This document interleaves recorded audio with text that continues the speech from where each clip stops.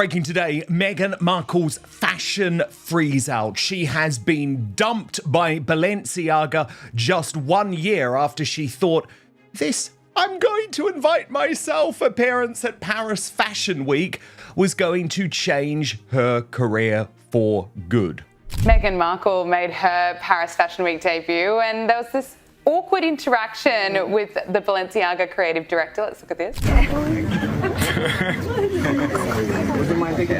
The Duchess of Despair and Endless Grievance was nominated for a Daytime Emmy Award for her unwatchable Netflix series with Love, Meghan. Let's have a look at Meghan Markle being weird and inauthentic. Here she is swanning around like she's Queen Cersei in Game of Thrones and constant debate no matter what she does. For Meghan Markle, that question has followed almost every major career move since stepping back from royal duties alongside Prince Harry. Every new project, every public appearance, every interview, and every business announcement seems to spark two completely different reactions. Supporters see someone trying to build an independent life outside the royal family. Critics see a celebrity whose public image has struggled to recover from years of controversy.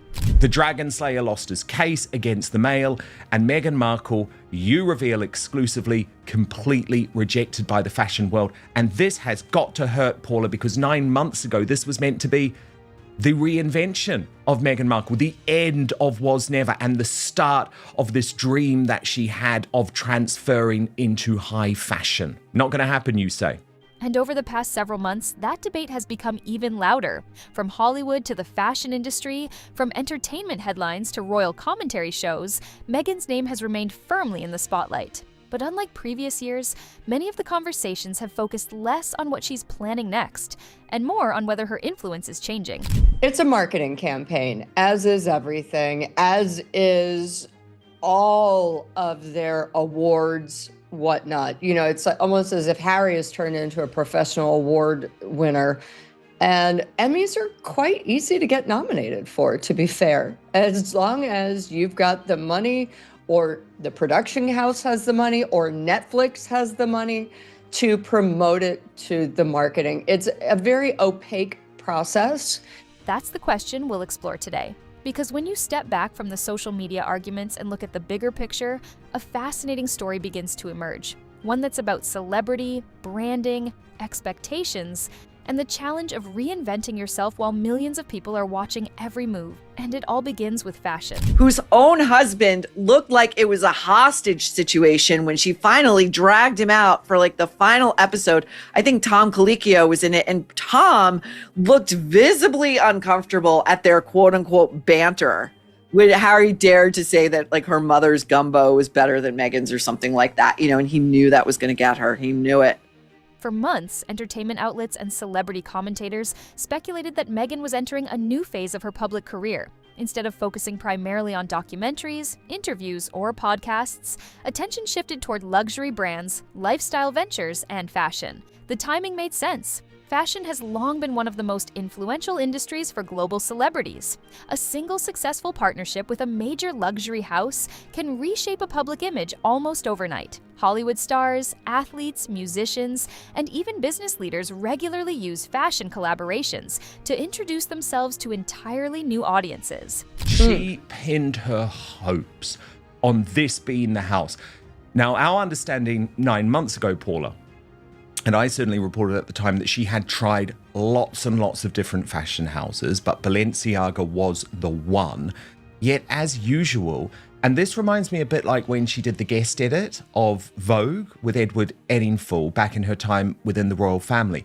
Anytime she gets close to that world, she manages to be so repulsive in her behavior. All of these fashion types, and let's be honest, Paula, I mean, they are up their own arse. They are. You know, I can't really deal with fashion types, but they are repulsed by her behavior, and they will not put up with it. Naturally, many commentators wondered whether Meghan might follow a similar path. Those discussions intensified around major fashion events in Europe, where speculation began to circulate about which celebrities would appear, which designers they might support, and whether new partnerships could emerge. As always, social media filled in the gaps long before any official announcements arrived. Some posts claimed Meghan would make a major appearance. Others predicted an important collaboration. Still others dismissed those rumors entirely. In reality, very little was officially confirmed. And the funniest thing is that she really thought this was going to be yet another reinvention. It would really help her one-off, and she knew one-off was coming. But the thing is she sucked all the oxygen out of the room. Her behavior was so bizarre. She showed up to the original, his debut show. This was Pier Paolo's first show for Balenciaga. It was a very big deal. She showed up late. Now, number one, you don't show up late, but you definitely don't show up late when Anna Wintour shows up half an hour early. Yet the speculation itself became part of the story. That's something unique about today's celebrity culture. Sometimes the expectations surrounding an event generate almost as much attention as the event itself. When expectations rise, every appearance or absence gets analyzed. And that's exactly what happened. When one of the season's biggest couture shows took place, entertainment reporters quickly noticed which high-profile celebrities were in attendance. The front row included internationally recognized actors, performers, and fashion figures. Photographs from the event spread across news websites within minutes. Commentators immediately began discussing who was there. And just as importantly, who wasn't. Soon afterward, online speculation exploded. Some royal commentators argued Meghan's absence reflected changing relationships inside the fashion world. Others responded that celebrities skip events for countless reasons and that reading too much into a single appearance isn't always justified. One Meghan Markle, who out of nowhere, alights in Paris like the second fucking coming.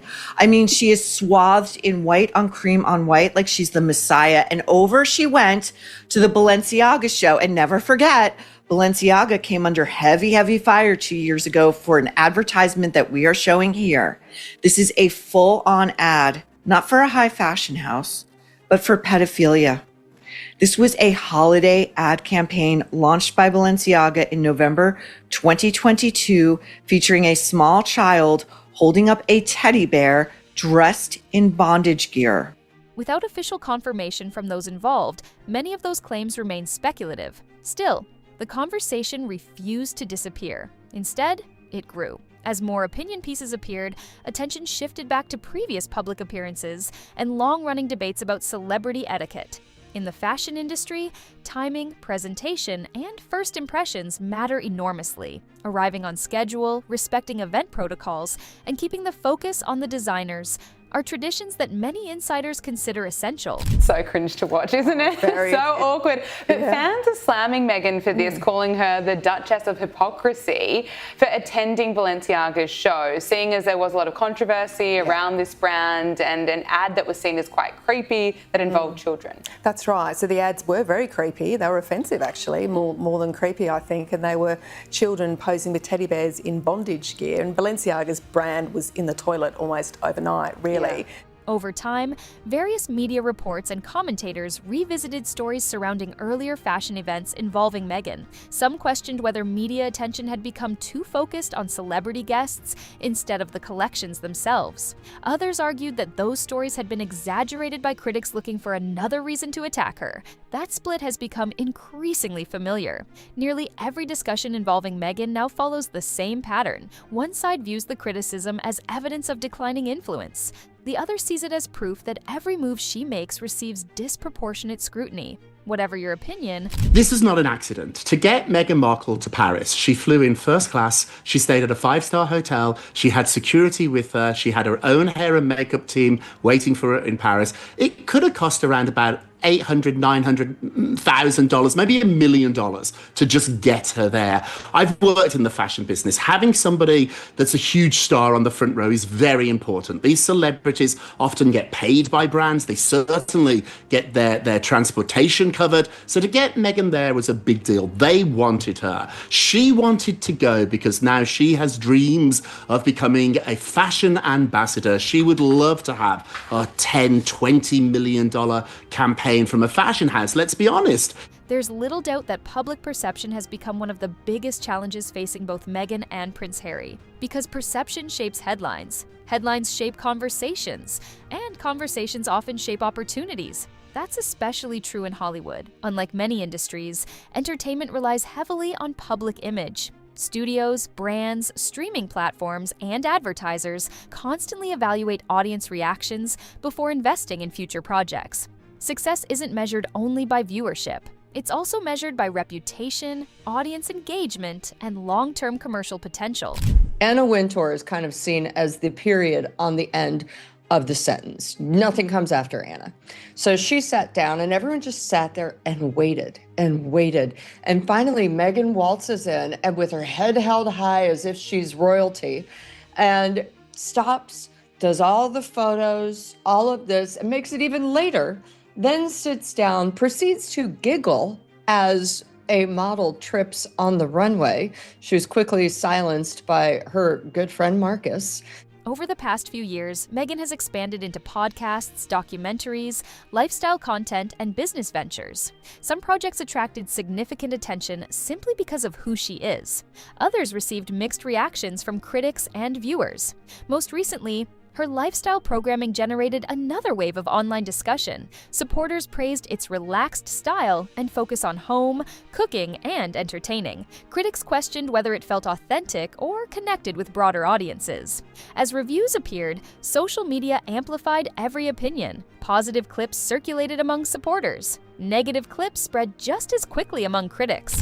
I believe that this is the exchange that cinched Meghan that difficult to win Nerve Award 2025. Here is Mindy Kaling, also insufferable for other reasons. We'll get to her at some point.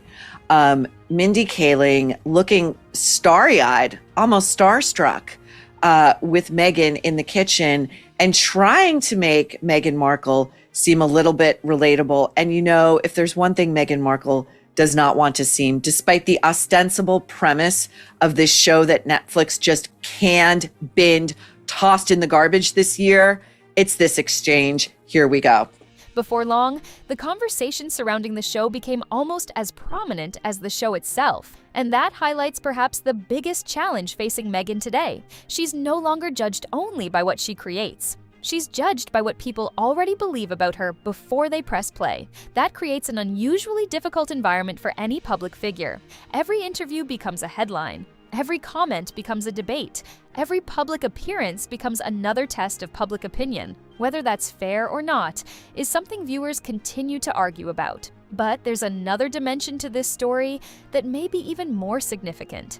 No, I think he has made a smart move, although it was a very, I would say, unwise move to have her in the first place. I mean, Paula, people should never forget that she used that moment to very obviously, I think, stoke the deep emotional trauma still suffered by her husband, and also attempt to create all of the wrong headlines by purposefully posting on Instagram her in a car on a Saturday night, driving very near the tunnel where Princess Diana was killed. I believe she also attempted to create a paparazzi chase that didn't happen, but she desperately wanted to happen because that's why she was so obvious in the way that she came in and out of the hotel. Because while Hollywood debates image, the royal family continues moving forward with its own schedule of public events. And that's where the comparisons become impossible to ignore. While debates about Meghan's public image continued in the entertainment world, Prince Harry found himself facing an entirely different set of headlines.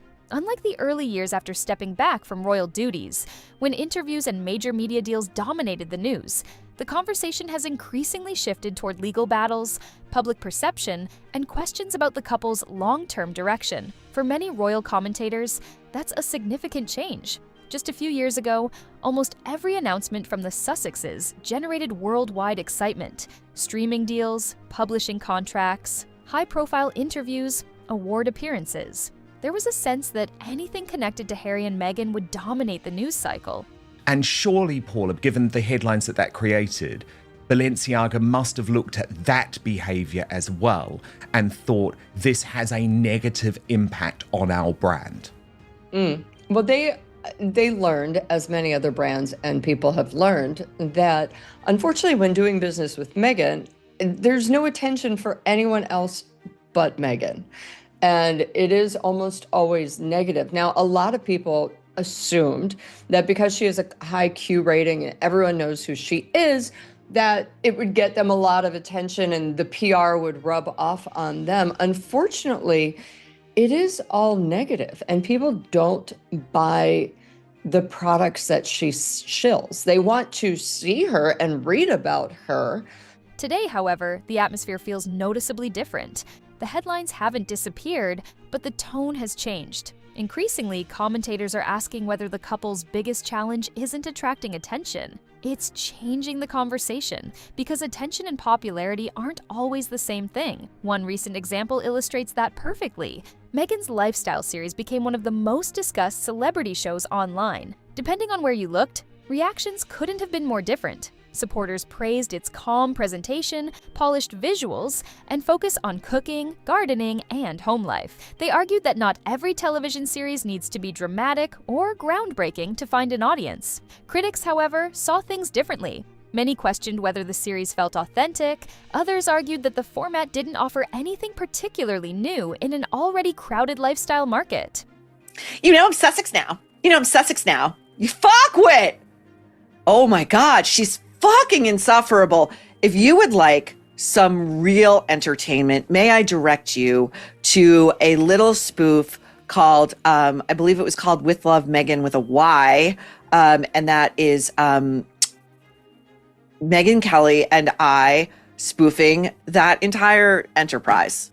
Meghan played Meghan, and I played the role of quote unquote the friend, the hostage. Really, that was fun. We blocked out the whole day for it, and we knocked that shit out in like 2 hours, and it was all ad-libbed. Do we get recognition from the Academy? No.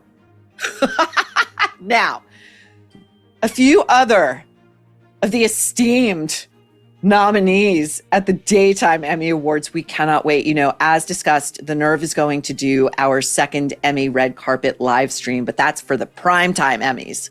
Or the Emmy Awards that air in primetime. I don't even know the difference anymore. Again, it's so irrelevant. Professional reviews were similarly mixed, with some appreciating the production quality, while others felt the show struggled to establish a clear identity.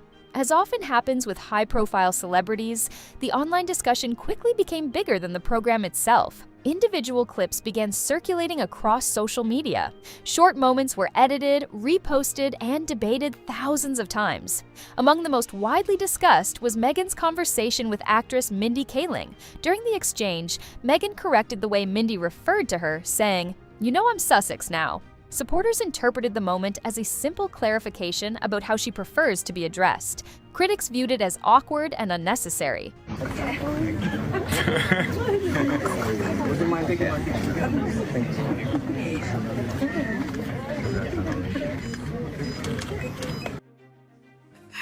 Oh, yes, that was awkward. Let's have another look at it.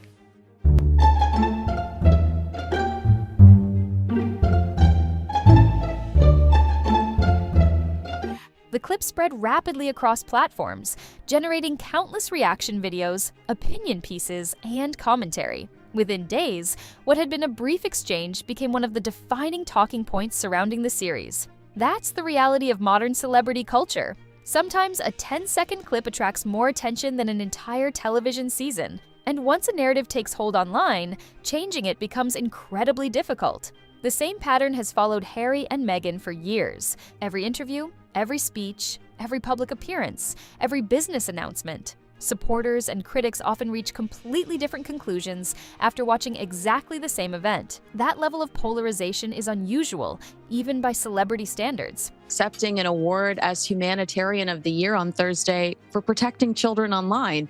She shouldn't be promoting a brand accused of predatory behavior. How are you protecting children when you are promoting a brand that was accused of inappropriate behavior towards them? And it wasn't just the teddy bear ad. There was their spring 2023 campaign included props referencing a U.S. Supreme Court case on images of minors, along with disturbing artwork and books. So I think, to promote this brand that combines children with adult themes, who is guiding this woman? Who is working with this woman? Because you certainly wouldn't see the Princess of Wales engaging with any company accused of such behavior. But while online debates continued, another story was unfolding across the Atlantic. The royal family remained focused on its official calendar. State visits, charity engagements, military ceremonies, national commemorations, public appearances by senior working royals continued to dominate traditional news coverage in the United Kingdom. Whenever Prince William and Princess Catherine appeared at major events, newspapers naturally compared those images with Harry and Meghan's activities in California. Whether fair or unfair, those comparisons became a recurring feature of royal reporting. One weekend might feature Catherine receiving enthusiastic public attention during a sporting event. The next would feature headlines about Harry responding to questions surrounding legal matters or ongoing disputes. Royal commentators often describe this as a contrast between two very different public roles. William and Catherine continue representing the monarchy through official engagements.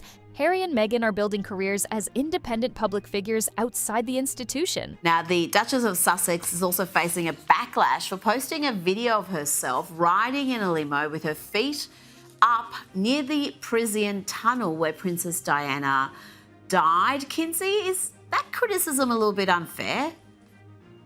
Well, look, this is the same woman that tells us she's Diana 2.0. Shouldn't she be aware of something like this? Also, this is the same town that her mother-in-law passed away in. Prince Harry says it was due to paparazzi, and Meghan's literally chasing these flashbulbs throughout the city. And then, she's 1 mile away in that video from where Princess Diana, had her last breath, lost her life. I think it is insensitive, and I think she tries to sell us on the fact that she, is so compassionate, so empathetic. She takes the everyday things and makes them special because it puts that much more thought into it. Well, how about having some thought towards your husband's feelings when you're in the same city his mom died in, running around, having a joyride in Paris near where she lost her life? If she didn't try to paint herself as Diana 2.0, I would say, you guys, this is a stretch. Yeah. But she's constantly telling us that she's the new Diana. Neither path is necessarily easy, but each comes with very different expectations. And those expectations shape public opinion. For Harry, one of the biggest stories in recent years has been his legal challenge regarding security arrangements in the United Kingdom. The issue attracted widespread media attention because it touched on questions of personal safety, public funding, and the responsibilities that accompany stepping away from official royal duties. After the courts reached their decision, reactions were once again divided. Supporters expressed disappointment and argued that Harry's concerns deserved greater consideration. Critics responded that the ruling reflected established legal principles and existing government policy. Whatever someone's perspective, the case ensured that Harry remained in the headlines for weeks.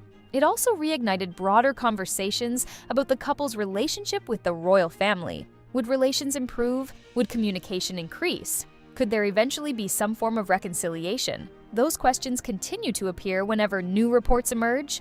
The challenge, however, is separating confirmed information from speculation. Everything she's done financially, and maybe even everything, period, has not worked out. They need money. The money is running out. They live as if they are royalty in Montecito, and that money is not coming in anymore. Harry's book made a lot of money. He inherited a lot of money from his grandmother and also too from his great-grandmother. So there's money there. Don't feel boo-hoo for them. They have a great life. But the life that they want, they need to earn money. Meghan is really, really being pushy here to try and get a campaign. Anonymous sources often make dramatic claims.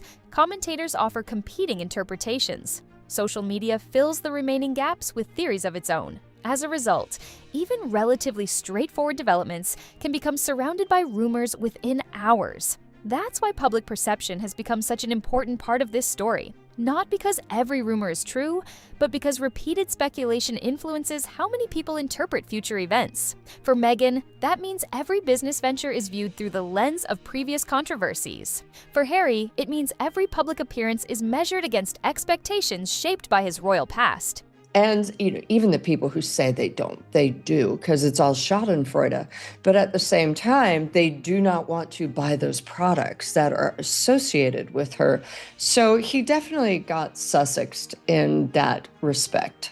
I just love Marcus Anderson thinking, You Yes. stupid cow! Like, how many times have I told you don't be a bitch in public with the cameras on you? Like, his face there is just absolute abject horror. Whether they launch a new initiative, attend an event, or release a statement, the discussion rarely begins with a blank slate. Instead, audiences often arrive with opinions already formed. Some remain loyal supporters, others remain deeply skeptical. Very few people seem undecided. And that may be the greatest challenge of all, because rebuilding a public image isn't only about creating successful projects. It's about convincing audiences to look at those projects with fresh eyes. That's much harder when every headline is filtered through years of existing debate. Still, despite the criticism, Harry and Meghan continue pursuing new opportunities. The question now isn't whether they'll remain in the public eye, it's whether they can reshape the narrative that has followed them for so long. And that brings us to perhaps the biggest question of all. What happens next? And I think, had this not so spectacularly exploded on Meghan, she might have got one. They at first enjoyed all the press. The fashion houses loved all the coverage, but then the Diana card was played by Meghan. It was a self-inflicted wound. To think you can be in Paris, of all cities, Paris, and drive past a tunnel, the tunnel, where Princess Diana tragically died, and to be blissfully unaware of that. Do you think she was unaware? Do you think hope so. this Diana cosplayer, this Diana vision board maker? I hope so, because if this wasn't an accident, if this was on purpose, then the judgment, the just the character, the moral fiber is outrageous. If she's willing to use Princess Diana's death as a way to sell a brand, or really it's not a brand, she's selling herself. If she's willing to do that, then all bets are off. Can the Sussexes reinvent themselves once again? Or has public opinion settled into patterns that will be difficult to change? Those questions become even more important when money, commercial partnerships, and long-term influence enter the picture. Because in today's celebrity world, reputation isn't just about headlines, it's a business asset. And when that asset comes under pressure, every future opportunity becomes harder to secure. That's where the next chapter of this story begins. So where does all of this leave Meghan Markle and Prince Harry? After years of interviews, documentaries, business ventures, and headline-making moments, one thing is impossible to ignore. They remain two of the most talked about public figures in the world. Whether the coverage is positive or negative, people continue to watch, discuss, and debate almost everything they do. I think as a father himself, he probably understands a little bit, but I think he's also taking a wait and see approach because, again, as we just discussed, we don't know what was said. It could have been a knock it off, Harry kind of moment. A lot of people are saying, oh no, it's part of this Project Thaw, which I don't necessarily believe in. And I think either way, it looks good for William because the people who are upset that King Charles met with Harry are really angry at Charles and calling him weak and calling for William to stand up sooner rather than later. That's both a strength and a challenge. In today's media landscape, attention is valuable, but attention alone doesn't guarantee long-term success. For public figures, lasting influence often depends on trust, consistency, and the ability to connect with audiences over time. Those are qualities that can't be built overnight. And they're especially difficult to maintain when every decision is examined from every possible angle. For Meghan, the next few years could be crucial. She's continued to expand into lifestyle content, business ventures, and media production, signaling that she's committed to building a career beyond her royal title. Whether those projects become lasting successes will ultimately depend on how audiences respond, not just during launch week, but over the long term. The same applies to Prince Harry. His public identity has evolved significantly since stepping back from royal duties. He's spoken openly about issues ranging from mental health to military service and his experiences within the royal family. Supporters see those efforts as an attempt to use his platform for causes he believes in. Critics argue that repeated public disputes with the monarchy have overshadowed those messages. As always, opinions remain divided. Meanwhile, the royal family continues moving forward. King Charles III carries out his constitutional responsibilities. Prince William and Princess Catherine continue representing the monarchy at public engagements.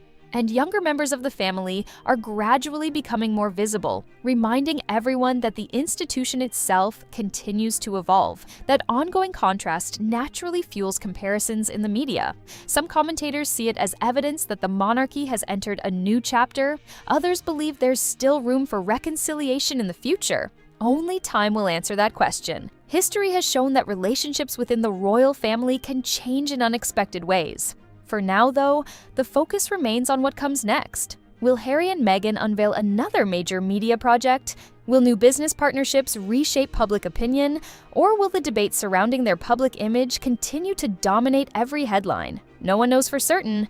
What is certain is that the story is far from over. In a media environment where public opinion can shift overnight, today's headlines rarely become tomorrow's final chapter. Every interview, every appearance, every announcement has the potential to change the conversation all over again. That's why this remains one of the most closely followed stories involving the modern royal family, not because everyone agrees, but because almost everyone has an opinion. And as long as those opinions continue to collide, the headlines are unlikely to stop anytime soon. So, what do you think? Is Meghan Markle simply facing the normal ups and downs that come with being one of the world's most recognizable public figures? Or do you think public perception has genuinely shifted over the past few years? Share your thoughts in the comments below. We'd love to hear your perspective. If you enjoyed this breakdown and want more balanced coverage of the royal family, celebrity news, and the biggest stories making headlines around the world, don't forget to like this video, subscribe to the channel, and turn on notifications so you never miss an update. And if you're looking for another deep dive, click the video that's appearing on your screen right now. It explores another major royal story that's been making headlines and gives you the full background behind the debate. Thanks for watching, and we'll see you in the next video.